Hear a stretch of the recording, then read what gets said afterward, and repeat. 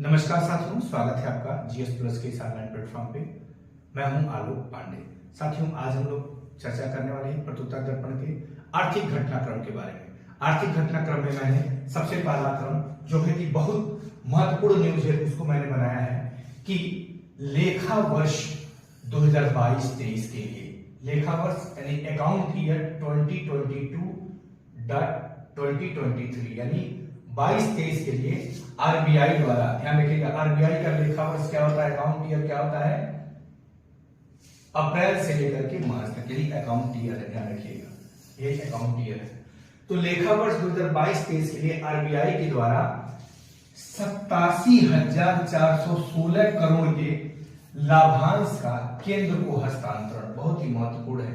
यानी कि आरबीआई ने क्या किया है, 87,416 करोड़, कितना, 87,416 करोड़ 87,416 करोड़ का जो लाभांश है उसको केंद्र को हस्तांतरित करने की घोषणा 19 मई 2023 को आरबीआई ने किया था।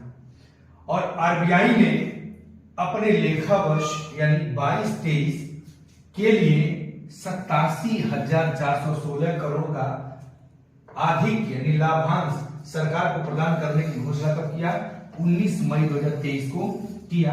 यह डेट महत्वपूर्ण है साथियों, यह आंकड़ा महत्वपूर्ण है कि कितना लाभांश हस्तांतरित करने की घोषणा किया, तो 87,416 करोड़, ध्यान रखिएगा।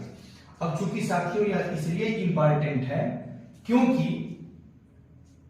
इस राशि से सरकार को अपनी राजकोषीय घाटा कम करने में मदद मिलेगा, इसलिए एग्जाम के लिहाज से, पॉइंट ऑफ व्यू से बहुत ही महत्वपूर्ण है, ध्यान दीजिएगा।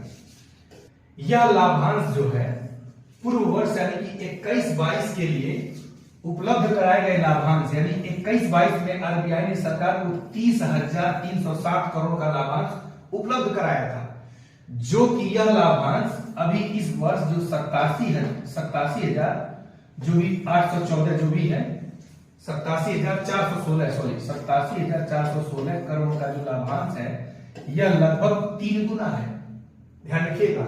तो यह लाभांश पूर्व वर्ष 2021-22 के लिए उपलब्ध कराए गए 30,307 करोड़ के लाभांश का लगभग कितने गुना है, 3 गुना है। पिछले वर्ष की तुलना में कितना है, 3 गुना है, ध्यान रखिएगा। आरबीआई ने 6% का आकस्मिक जोखिम बफर रखते हुए यह लाभांश अर्थात 87,416 करोड़ का लाभांश उपलब्ध कराने का निर्णय लिया है। जब ये निर्णय लिया आरबीआई ने कि 87,416 करोड़ का लाभांश हम केंद्र सरकार को हस्तांतरित करेंगे, तो आकस्मिक जोखिम बफर कितना रखा था, 6% का रखा था। ध्यान रखिएगा, बिमल जालान कमेटी ने ही कहा था कि आकस्मिक जोखिम बफर जो है वो क्या करना है, 5 से लेकर के 6 के आसपास तक रखना है, इससे कम नहीं करना है। अधिक हो जाए तो ज्यादा बेहतर है। तो कौन सी कमेटी, बिमल जालान कमेटी, ध्यान रखिएगा।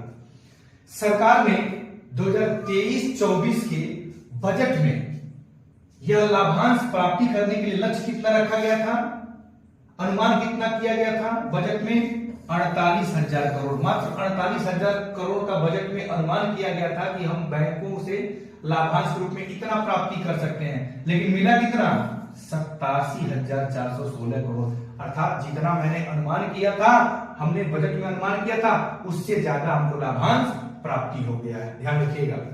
आरबीआई से प्राप्त होने वाला लाभांश ही इस लक्ष्य से क्या है, काफी अधिक है। बजट में कितना लक्ष्य था, 48,000 करोड़, मिला कितना, 87,416 करोड़। आ रही बात समझ में। अब देखिए लाभ क्या होगा, इस पहल से लाभ क्या होगा, तो इस लाभांश से, ध्यान रखिएगा, इस लाभांश से सरकार को क्या मिलेगा फायदा, अपना राजकोषीय घाटा, फिजिकल डिफिसिट कम करने में मदद मिलेगी। ये सबसे महत्वपूर्ण पॉइंट है साथी। राज्य स्तरीय लोक सेवा आयोग में इस पॉइंट को जरूर पूछा जाएगा और इस पॉइंट को जरूर पूछा जाएगा बजट वाले मुद्दे पे। आगे बात समझ में साथियों, ये था महत्वपूर्ण आर्थिक घटनाक्रम। अब एक चीज और हम ध्यान देंगे कि हाल ही के वर्षों में रिजर्व बैंक के द्वारा क्या किया गया, केंद्र को प्रदत्त लाभांश किन किन अकाउंट ईयर में, किन किन लेखा वर्षों में कितने कितने लाभांश की घोषणा किया गया था। 2013-14 से आंकड़ा प्रस्तुत किया गया है 2021-22 तक का, ध्यान रखिएगा। अब तक का जो सबसे ज्यादा लाभांश प्राप्ति हुआ है किस अकाउंट ईयर में प्राप्त हुआ है साथियों?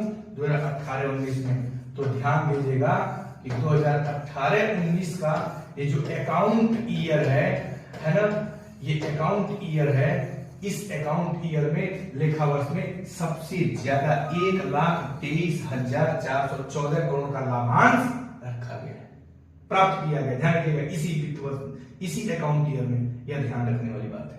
यह था साथियों महत्वपूर्ण टॉपिक जिसको हमने इस लेक्चर के द्वारा कवर किया। उम्मीद करता हूं कि आप सभी के प्रयासों से मेरा प्रयास सफल होगा। कृपया इसे लाइक कीजिए, सब्सक्राइब कीजिए और ढेर सारा अपना प्यार दीजिए। Thank you so much.